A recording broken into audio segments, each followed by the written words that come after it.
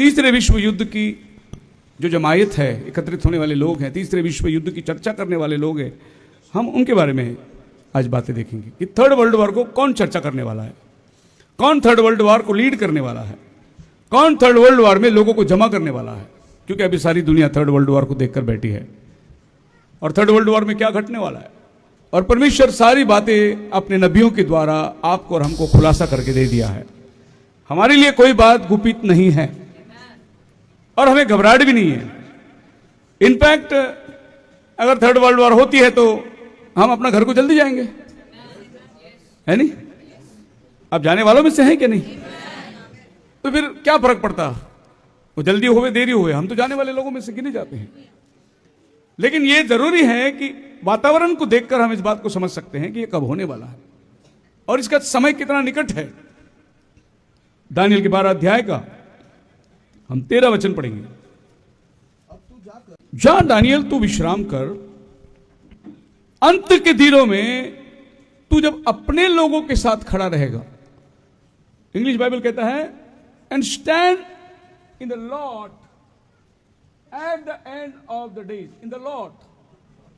Now the word Lord represents तू यहूदियों के साथ खड़ा रहेगा, अपने लोगों के साथ खड़ा रहेगा। दानियल हमारे साथ नहीं खड़ा रहेगा, वो अपने लोगों के साथ खड़ा रहेगा। अभी तू जाकर विश्राम कर, गो एंड रेस्ट। और आज 2500 साल हो गए दानियल रेस्ट कर रहा है। ये दर्शन प्रभु ने 2500 साल पहले उसको दिया था, वो विश्राम कर रहा है। लेकिन ये जो विश्राम कर रहे हैं ना, ये एक दिन उठने वाले हैं। बाइबल पुनरुत्थान की बात करती है, बोलो हालेलुया। और ये फिर से उठकर ये पृथ्वी में खड़े रहने वाले, उनकी भविष्यवाणी पूरा होने के लिए। और दानियल ने ये दर्शन को देखा कि इस प्रकार से राज्य बदलता जाएगा और कितना समय है और कितना राज्य और कितने राजा लोग आएंगे। टाइम का खात्मा क्या है वो दानियल ने बता दिया। ये जब समय को आप पृथ्वी पर देखो, वो समय खात्मा का समय होगा। सो दानियल ने दर्शन देखा। दानियल का 7वां अध्याय के अंदर वो दर्शन देख रहा है अंतिम दिनों के बारे में, और इन राज्यों को वो देख रहा है। It's called night vision. रात का समय में उसके दर्शन खुल गए और उसने क्या देखा, दानियल का 3 से लेकर 7 तक पढ़ेंगे। तब समुद्र में से 4 बड़े बड़े जंतु जो एक दूसरे से भिन्न थे निकल आए। पहला जंतु सिंह के समान था और उसके पंख उकाब के से थे। मेरे देखते देखते उसके पंखों के पर नोचे गए और वह भूमि पर से उठाकर मनुष्य के समान पांवों के बल खड़ा किया गया और उसको मनुष्य का हृदय दिया गया। फिर मैंने एक और जंतु देखा जो रीछ के समान था और एक पांजर के बल उठा हुआ था और उसके मुंह में दांतों के बीच 3 फसलियां थी और लोग उससे कह रहे थे उठकर बहुत मांस खा। इसके बाद मैंने दृष्टि की और देखा कि चीते के समान एक और जंतु है। तो यहां पर हम क्या देखते हैं, 4 जंतुओं का जिक्र है। सो दानियल ने जो दर्शन में देखा उसको हम चित्र रूप में देखोगे तो उसने सिंह को देखा, उसने भालू को देखा, उसने चीता को देखा और एक खूंखार प्राणी को उसने देखा। ये दानियल का दर्शन था। अब ये दर्शन को समझने के लिए आपको आज की तारीख में इन जानवरों को कौन इस्तेमाल करता है उधर जाना पड़ेगा आपको, तभी आपको पता चलेगा कि दानियल किन को देख रहा था। भविष्यवाणी की सारी किताबें जो हैं वो चिन्हों में छिपी हुई है। अब लोग पढ़ने वाले बोलेंगे सिंह देखा, उसने भालू देखा, लेकिन जिनको प्रकाशन चाहिए उसे मालूम है कि सिंह ब्रिटेन का चिन्ह है और भालू रशिया का चिन्ह है। तो उसने देखा तो भालू को देखा, तो उसने रशिया को देखा। और आप देखेंगे इन दिनों के अंदर अखबारों में रशिया का नाम बहुत आ रहा था, क्योंकि ईरान का हिम्मत बढ़ाने वाला रशिया है, ईरान को हथियार देने वाला रशिया है। रशिया खड़ा है ईरान के पीछे, लड़ तुम्हें है तेरे साथ। और आप देख सकते हैं कि दानियल उन चिन्हों के अंदर एक चिन्ह भालू को देखता है कि इस तीसरे विश्व युद्ध में भालू भी आके खड़ा हुआ है। फिर प्रभु ने उसको यह दर्शन दिया 2 अध्याय के अंदर कि एक बहुत बड़ा पुतला है जिसका सर सोने का है, जिसकी छाती पीतल का है, चांदी का है, जिसका जांग पीतल का, पैर लोहे का और उसकी पैर की उंगलियां मिट्टी और लोहे का बना हुआ। अब दानियल इस सपने को अर्थ बता रहा है। ये तो नबूकदनेस्सर ने देखा, लेकिन दानियल इसका अर्थ बता रहा है। और ये स्वप्न नबूकदनेस्सर ने देखा, लेकिन नबूकदनेस्सर ने स्वप्न नहीं बताया। उसका शर्त ये था, स्वप्न भी तुम बताओ, अर्थ भी तुम बताओ। और कोई तैयार ही नहीं होगा ना, अगर स्वप्न बताया तो कुछ ना कुछ अर्थ लगा देंगे, लेकिन जब स्वप्न बताए नहीं तो फिर उसके मन को कौन पढ़ सकता है। तब दानियल आया, मेरा यहोवा परमेश्वर मनों को पढ़ने वाला परमेश्वर है। वो हृदय को पढ़ने वाला परमेश्वर है। और ये शर्त जब नबूकदनेस्सर ने रखा तो कोई अर्थ नहीं बता सकता, क्योंकि सपना देने वाला परमेश्वर ही सपने का अर्थ भी बताएगा। हालेलुया। बहुत सी बार ऐसा होता है, आप लोग सपना देखते हैं फिर अर्थ किसी और से पूछते हैं, पर आपको सपना अगर प्रभु ने दिया है तो प्रभु से पूछो उसका अर्थ क्या है, क्योंकि सामने वाला जो है अपना अर्थ को बताएगा वो। और कभी कभी व्यवहार वचन से हम लोग अर्थ को देख सकते हैं। अगर आपने बहुत पानी देखा सपना में तो भीड़, जाति, भाषा और लोग। अगर आपने कोई जानवर को देखा सपने में, एक सामर्थ्य है, एक ताकत है आपके साथ। सपने के अंदर जो भी आप देखते हैं उसको देखिए कि बाइबल उसके प्रति क्या कहता है, आपका सपना का अर्थ आपको मिल जाएगा। सो दानियल ने जाकर बताया कि हे राजा नबूकदनेस्सर, तेरे बाद में और भी 3 राज्य आने वाला है। तू तो सोने का सिर है, लेकिन तेरे बाद तेरे से एक मजबूत राज्य आएगा, लेकिन उसका मूल्य कम होगा। सोने से चांदी का भाव कम है, भाव घटता जाएगा, ताकत बढ़ता जाएगा। यही है सपने का अर्थ। फिर चांदी से कम दाम पीतल का है, लेकिन पीतल चांदी से मजबूत है। उसके बाद लोहा पीतल से भी भाव कम है, लेकिन लोहा पीतल से मजबूत ज्यादा है। तो ये सपना को जब आप देखते हैं तो ऐसा देखना है कि भाव कम होता जाएगा, वैल्यू कम होता जाएगा, लेकिन ताकत बढ़ता जाएगा। तो जितनी वैल्यू कम होती है उतनी ताकत उनकी बढ़ती है। इन्हें लास्ट जो राज्य आएगा वो लोहे का होगा, और सबसे कड़क जो धातु है, ताकतवर धातु है, वो लोहा है। जितनी इमारतें देखते हैं लोहे के ऊपर खड़ा हुआ है। कोई चांदी और पीतल के ऊपर बिल्डिंग नहीं बनाता, लोहे का सलिया डालकर वो बिल्डिंग को बनाता है। जितनी भी देखते हैं आप इर्द गिर्द सब लोहा लोहा लोहा। जितने ब्रिज बन रहे लोहा, जितने पुल बन रहे लोहा, जितने बिल्डिंग बन रहे लोहा, हर जगह में लोहा। और ये लोहे की बात जो है कुछ वर्षों पहले नहीं था, ऐसी बड़ी बड़ी इमारतें थी नहीं, सब लोहा ही लोहा हो गया सब जगह। और लोहे का राज्य आने का मतलब क्या है? तो दानियल ने वो समय को देखा कि अंत के दिनों में लोग इसकी इस्तेमाल बहुत ज्यादा करेंगे। आपका हर गाड़ी जो चल रहा है रोड में, 2 व्हीलर लोहे का है, आपका गाड़ी कार लोहे का है, आपका घर का इंजन लोहे का है। अब देख के रहिए लोहा कहां कहां आ गया आपके जीवन के अंदर। एक राज्य आएगा लोहे का, बड़ा मजबूत राज्य होगा।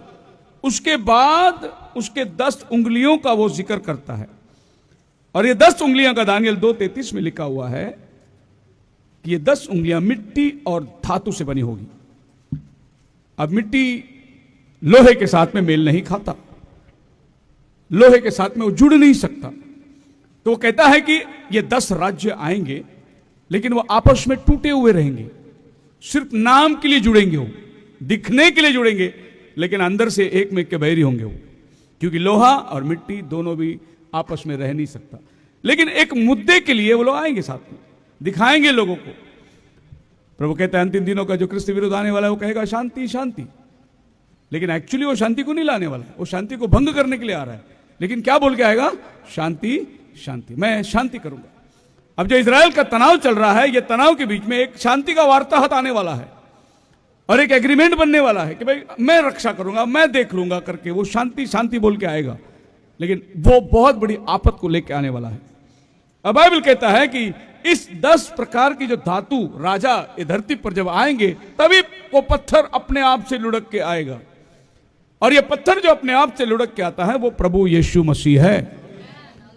जब यीशु मसीह आएगा, ये सब राज्य नीचे गिर के चकनाचूर हो जाएगा। तुम कितना भी बड़ा राष्ट्र बनाओ, आज बोले मैं सुपर पावर है, अमेरिका बोलता मैं सुपर पावर है, चाइना बोलता मैं सुपर पावर है। सुपर पावर आने वाला है, अभी आसमान और धरती का निर्माण करता अपने राज्य को लाने वाला है, उसके सामने किसी की पावर नहीं टिकेगी। अब दानियल ने जो स्वप्न देखा, इस स्वप्न में प्रभु यीशु मसीह की दूसरी आमद का बारे में उसने ऐसा बताया कि जब पैर के उंगलियां आएगी तभी वो आएगा। मतलब आपको यह बात की खातिरी है, प्रभु यीशु मसीह आने का समय को उसने दर्शाया। ये टाइम पे प्रभु आने वाला है। वो छाती के टाइम पे और जांग के टाइम पे और लोहे के टाइम पे नहीं, ना ही वो सर के टाइम पे, परंतु जब वो पैर की उंगलियां जब होगा, वो समय में उसका आना होगा। तो फिर आपको समझना है कि वो पैर की उंगलियां कब इकट्ठे होने वाली है, तो प्रभु का आना है। अब आपको ये बात का दर्शन दिया गया है। पता नहीं आज दुनिया वालों की आंखें क्यों बंद है, लेकिन बाइबल स्पष्टता से कहती है इन राज्यों के बारे में। और बाइबल कहती है कि ये जितने राज्य हुए ये सब बीत गए। तो दानियल ने जो जानवरों को देखा, ये जानवर एकत्रित बैठने का जो टाइम होगा, वो टाइम पे ये 10 राजा एकत्रित होने वाले हैं, और ये लोग एक गठबंधन बनाएंगे, कन्फेडरेशन। इन गठबंधन में जो लोग शामिल होंगे उनका नाम भजन संहिता 83 में आया है। साम्स 83 अगर आप पढ़ोगे तो दानियल बोलता है, डेविड बोलता है, मैंने तंबुओं के अंदर वो सब इकट्ठे होते हुए सुना और वो चर्चा कर रहे हैं। उनका चर्चा का विषय क्या है? हम जेरूशलेम को मिटाएंगे, ये उनका चर्चा का विषय है। ये किसने सुना? 3000 साल पहले दाऊद राजा ने सुना कि ये तंबू के अंदर बैठ के क्या चर्चा करेंगे? हम जेरूशलेम को मिटा देंगे। आज ईरान क्या बोल रहा है? हम जेरूशलेम को मिटा देंगे। रशिया क्या बोल रहा है? हम जेरूशलेम को मिटा देंगे, है नहीं? ये बात कौन सुना? ये तो आज आप और हम टीवी में, अखबारों में, न्यूज में पढ़ते, लेकिन 3000 साल पहले डेविड ने ये बात को सुना। बोलो हालेलुया। ये बाइबल के लिए प्रभु को धन्यवाद देते हैं। डेविड एक महान भविष्यवक्ता था, उसने इसका विषय में मिला आपको भजन 83 और पढ़िए उसका। राज्य मिट जाए, उसका नाम आगे को स्मरण। देखो यही शब्द बोल रहा है ईरान को। मैंने इंटरव्यू दिया आके अभी, जब इजराइल ने हमला किया था, बंकर में जाकर बैठा था वो ऊपर आता है, बोलता है और जमीन के अंदर जाके बैठ जाता है। वो बंकर में बैठ जाता है, ना मोबाइल वो यूज करता है, ना कंप्यूटर यूज करता है, कोई भी इलेक्ट्रॉनिक सामान उसके नजदीक नहीं है, क्योंकि उसको मालूम है इजराइल ढूंढ के आ जाएगा अंदर। इसके लिए वो ऐसी जगह में जाके बैठता है जहां पर ऐसे बंकर है जहां पर कोई भी चीज आधुनिकता, कोई कनेक्शन, कोई वायर नहीं रहेगा, कोई एंटीना नहीं रहेगा, ऐसी जगह में जाके वो बैठता है। लेकिन इजराइल बोला तुमको ढूंढ के निकालेंगे हम, और इजराइल ढूंढ के निकालेगा। इजराइल घर में जाके बैठ के तुम्हारे साथ खाना खा के तुमको पकड़ के मारेगा।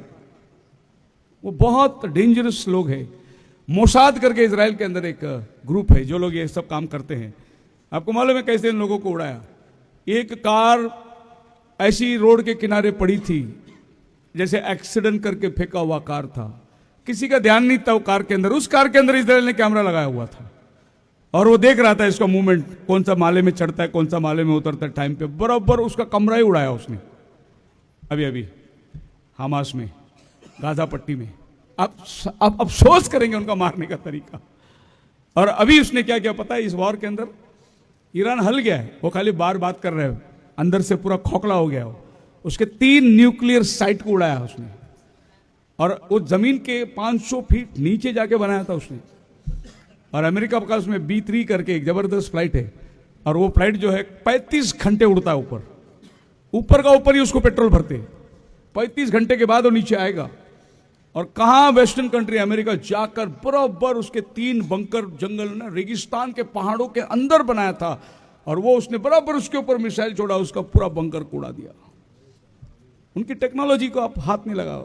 इजराइल आज भी चाहे तो बहुत बड़ा काम कर सकता है, लेकिन परमेश्वर का समय का इंतजार है उसको, और वो काम बिल्कुल प्रभु अपनी योजना के मुताबिक करेगा।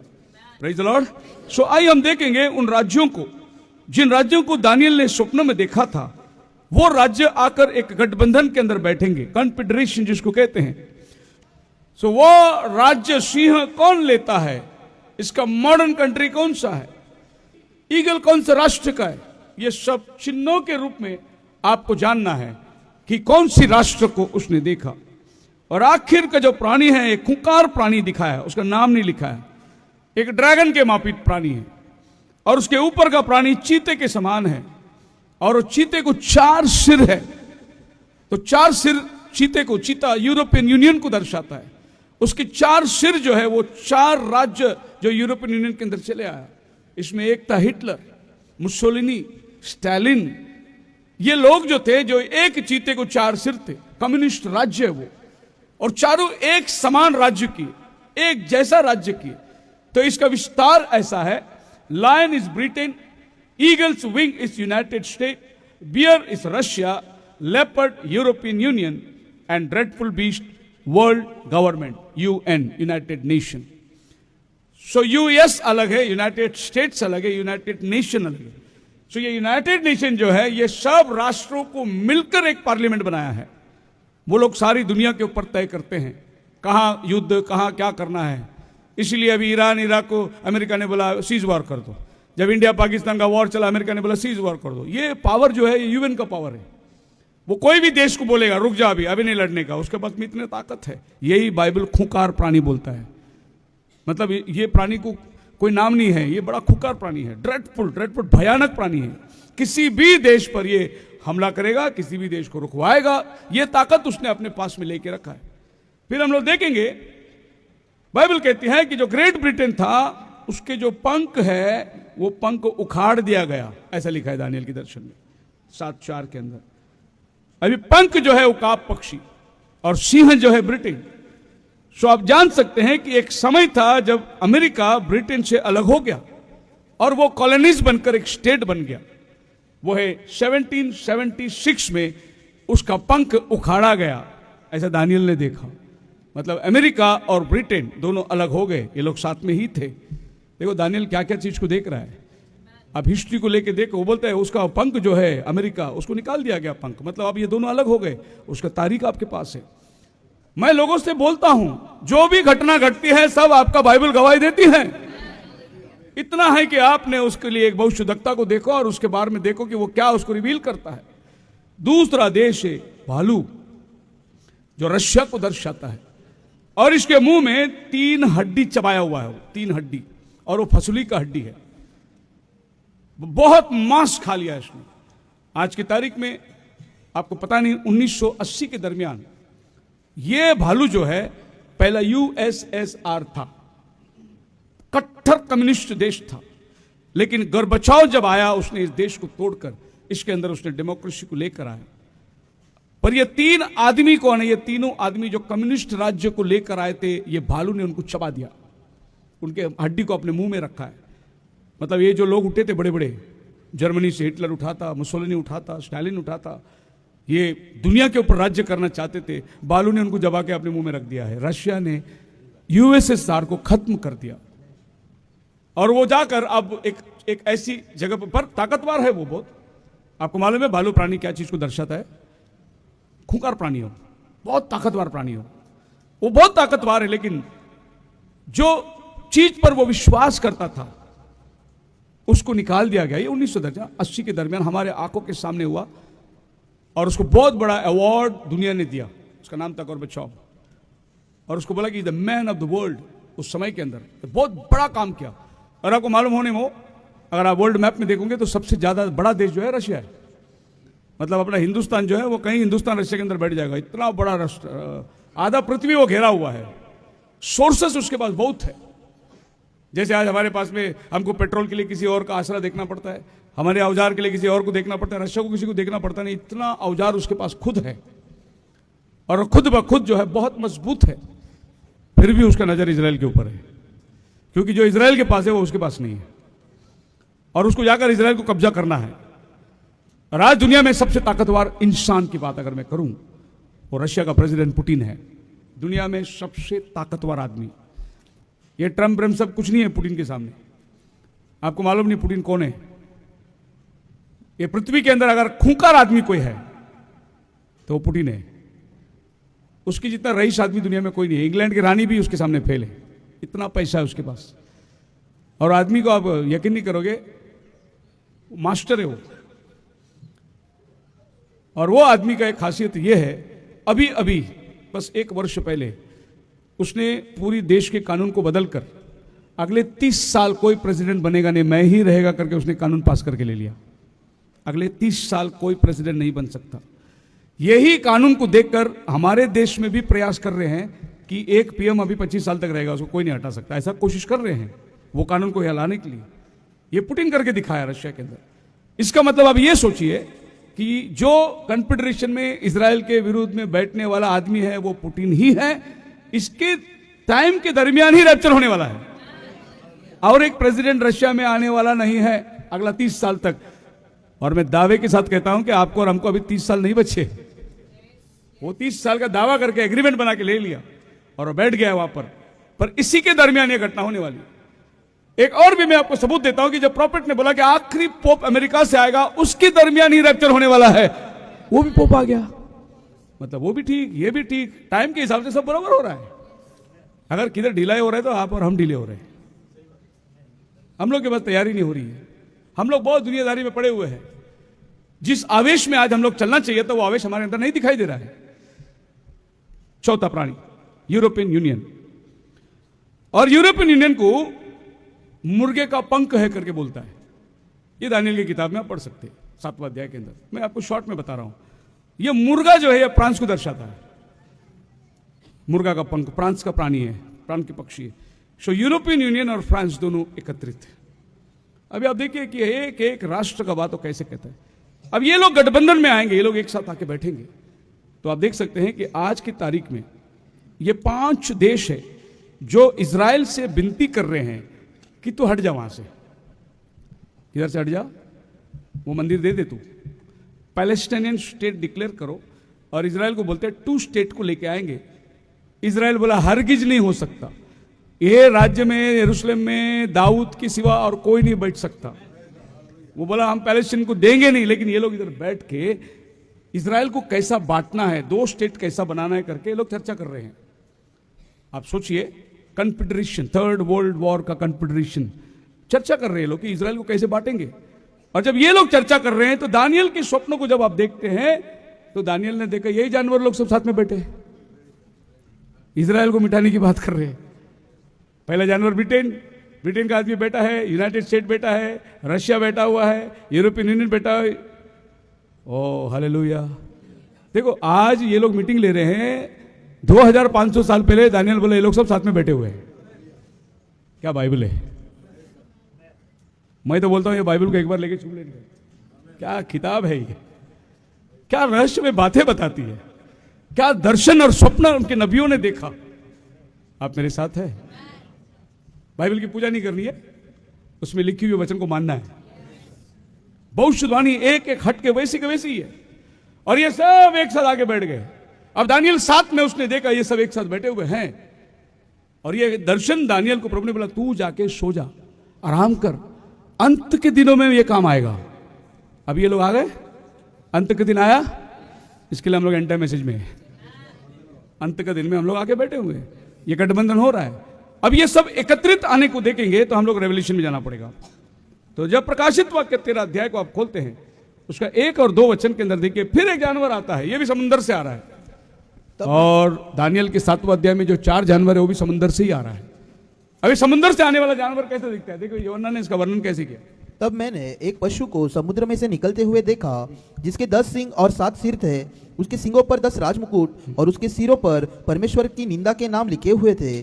जो पशु मैंने देखा वह चीते के समान था, और उसके पांव भालू के से और मुंह सिंह का सा था। उस अजगर ने अपनी सामर्थ्य और अपना सिंहासन और बड़ा अधिकार उसे दे दिया। देखो क्या देखा उसने, वो उसका मुंह सिंह के समान है, उसका बदन चीते के समान है, उसका पैर भालू के समान है। अब वो समुद्र से जब निकले थे वो अलग अलग थे, लेकिन जब जॉन प्रकाशित वाक्य वाला देखता है कि सब जानवर एक जानवर में बदल गया, अभी एक ही जानवर निकल रहा है, उसके अंदर भालू भी है, उसी के अंदर चीता भी है, उसी के अंदर सिंह का मुंह है, सब एक बन गया अभी। और उसको कितना मुकुट है? 10 मुकुट है। कितना है? मुकुट हमेशा राजा को दर्शाता है। सिंह, जब भी बाइबल में सिंह आया मतलब राजा, तो इसको 10 सिंह है, मतलब 10 राजा लोग इसमें रहेंगे। अब वो दानियल के पैरों में कितनी उंगलियां हैं? मिट्टी और लोहे का बना हुआ है। वो जब आएगी तभी प्रभु यीशु का आगमन होगा। अब ये 10 सिंह वाला राजा आकर एक गठबंधन को लेके आ रहा है। बोलो हालेलुया। बात आपकी समझ में आ रही है? ये यीशु पानी पे चला, मच्छी रोटी खिलाया, वो नहीं है ये संदेश वो है जो अभी का समय क्या है, बाइबल क्या कह रही है, और ये सब जानना बड़ी बात नहीं है।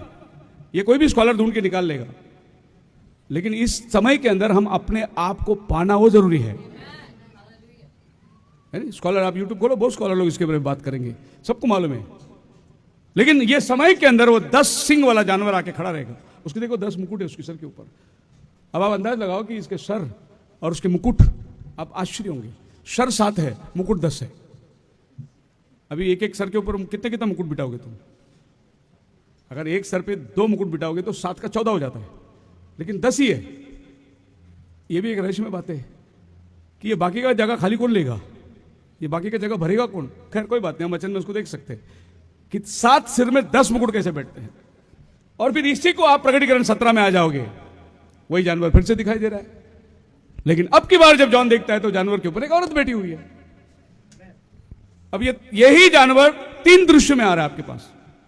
दानियल में आ रहा है अलग अलग रूप में, प्रकटीकरण 13 में आ रहे सभी एक रूप में आ गए, और प्रकटीकरण 17 के अंदर उसी जानवर के ऊपर एक औरत बैठ गई है। अब प्रकटीकरण के अंदर कितना जानवर है? 7 के अंदर एक जानवर है, 13 के अंदर एक जानवर, सॉरी दानियल 7 का जानवर प्रकटीकरण 13 के अंदर है।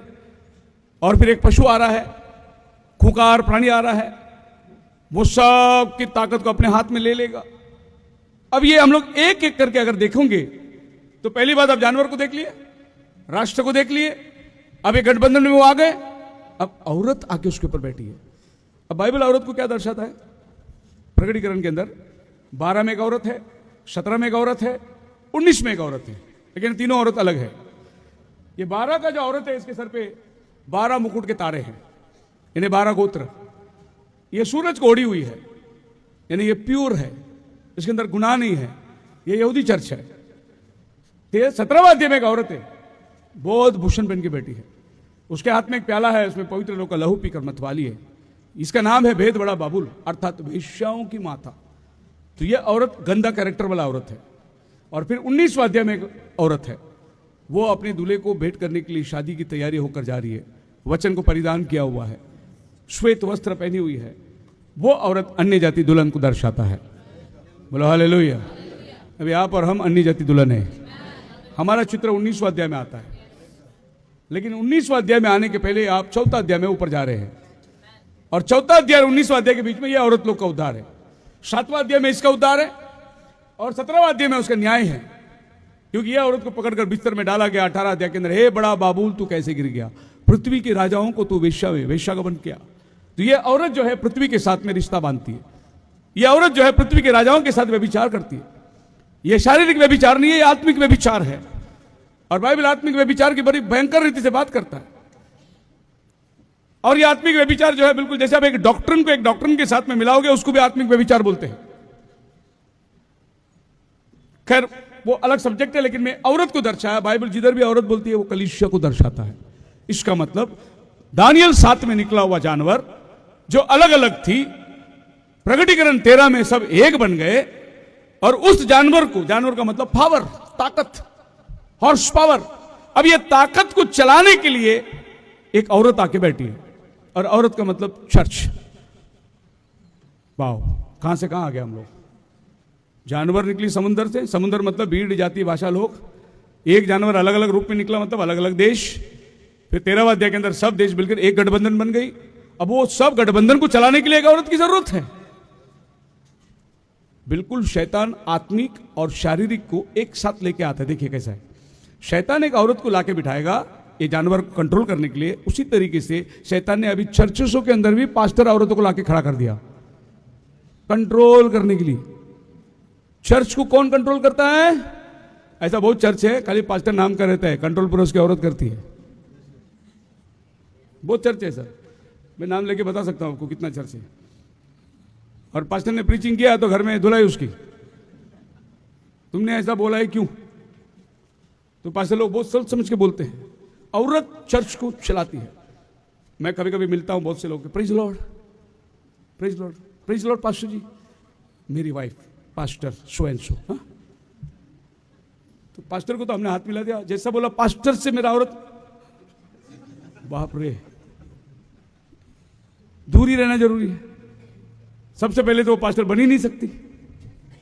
और आज हमारे टीवी टेलीविजन में बाप रे, औरत क्यों नहीं पास्टर बन सकती, औरत क्यों नहीं प्रचार कर सकती। और फिर ऐसे वेरिएशन भी निकाल दिए। बाइबल औरत नहीं बोलता, पत्नी बोलता। प्रभु ने वाइफ के बारे में बात किया है, औरत के बारे में बात नहीं किया है। कभी औरत आ जाती है, कभी वाइफ निकल जाती है, इतनी कंफ्यूजन। देखो सबसे पहले मैं बोलता हूं, एक वाइफ बनने के लिए औरत होना जरूरी है। तो औरत और वाइफ अलग नहीं होता।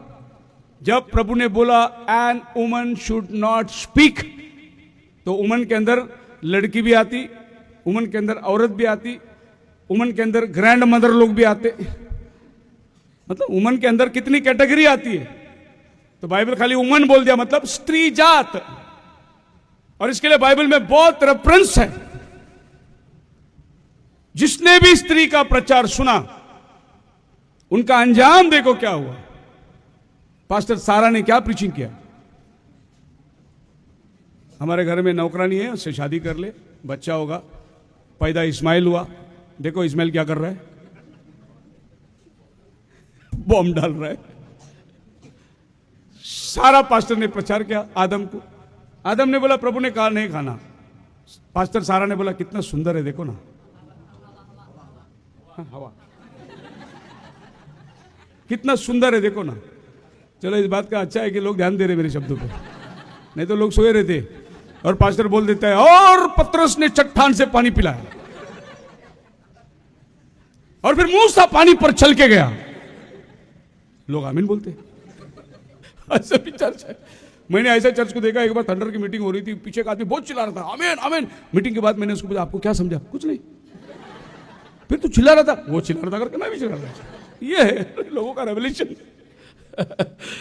समझता कुछ नहीं है, आमीन आमीन बोलना है, बस चिल्लाना है। प्रभु का धन्यवाद हो।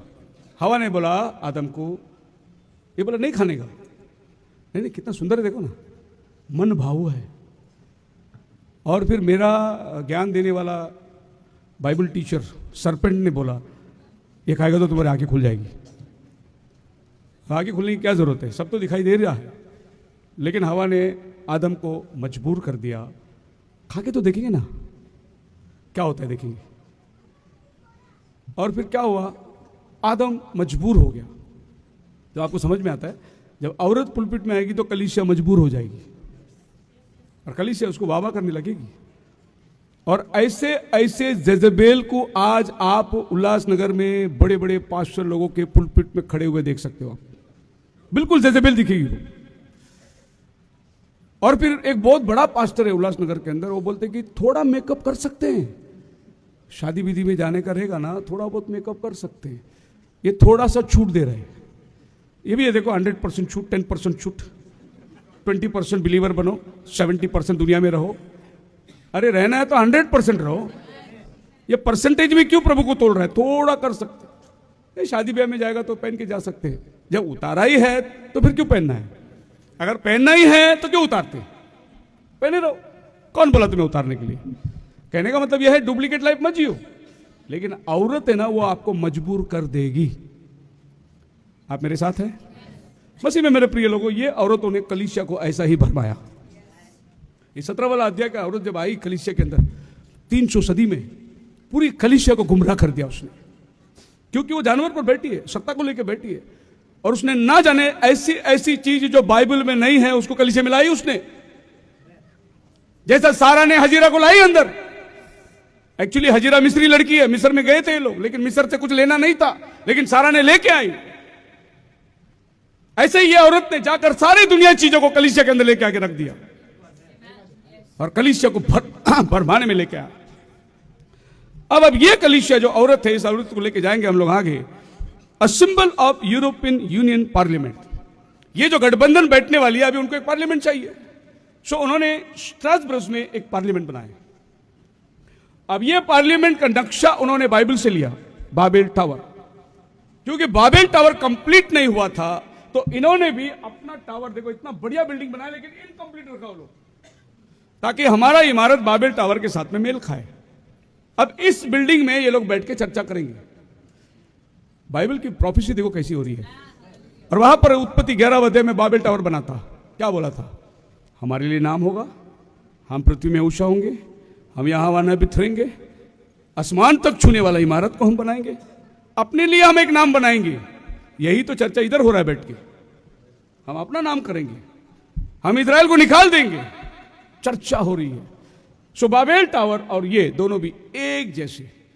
अब मेरे पास वक्त नहीं कि मैं आपको 17 को और खुलासा करूं, पर इतना मैं खुलासा करना चाहता हूं कि इन लोगों ने अपनी इमारत के सामने एक मोनोग्राम बनाया, और वो मोनोग्राम जो बनाया वो भी एक औरत जानवर के ऊपर बैठी है। यही यूरोपियन पार्लियामेंट का मोनोग्राम है। अब बताइए कि औरत जानवर पर किधर बैठी है? प्रकटीकरण 17वां अध्याय को लेकर उन्होंने अपना मोनोग्राम बनाया। मतलब ये पार्लियामेंट को कौन चलाएगी? वही 17वां अध्याय का औरत ये पार्लियामेंट को चलाएगी। बोलो हालेलुया। तीसरा विश्व युद्ध का गठबंधन किस तरीके से बिल्डअप होता जा रहा है, देखिए। अब इस औरत को हमें देखना है कि ये कौन सी कलीसिया है।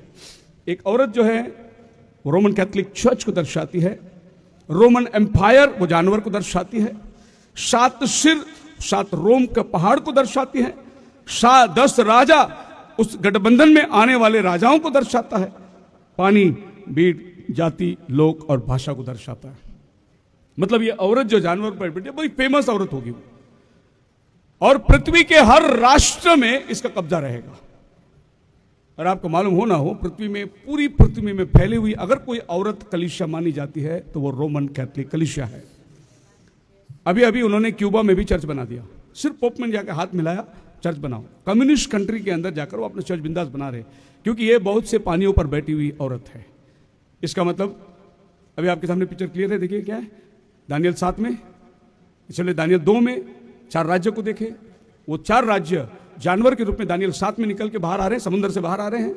उसके बाद में प्रकटीकरण 13वां अध्याय में ये सभी जानवर एक गठबंधन में आ गए। फिर प्रकटीकरण 17वां अध्याय में उसी जानवर को औरत कब्जा कर रही है। अब ये औरत जो है दुनियावी कलीसिया को दर्शा रहा है, मतलब एक औरत आकर, एक चर्च आकर इस पावर को चलाएगी। और ये पावर को चलाने वाला नबी ने कहा 1954 में, I believe one of this glorious days when this united confederation of church goes together, a new pope is brought out of United States and put over there according to the prophecy, then they will form an image unto the beast, and I tell you the true church of God will draw together. Hallelujah.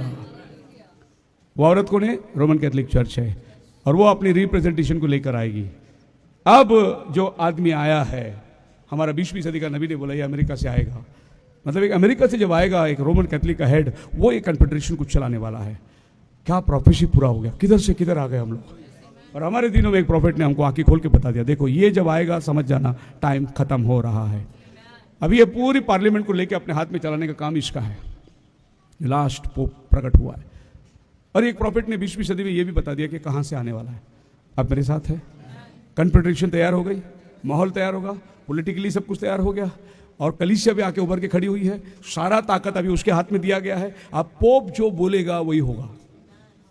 अभी next week में आपको बताऊंगा कि pope कैसे agreement करेगा इनको बिठा के, और इनके से कैसे लिखवा के लेगा, और फिर वो कैसे उसका ताबा अपने हाथों में ले लेगा। और अभी तक कितने पेपर कंप्लीट हुए हैं और कितना पेपर बाकी है, नेक्स्ट वीक बताऊंगा। खुदा आपको आशीष।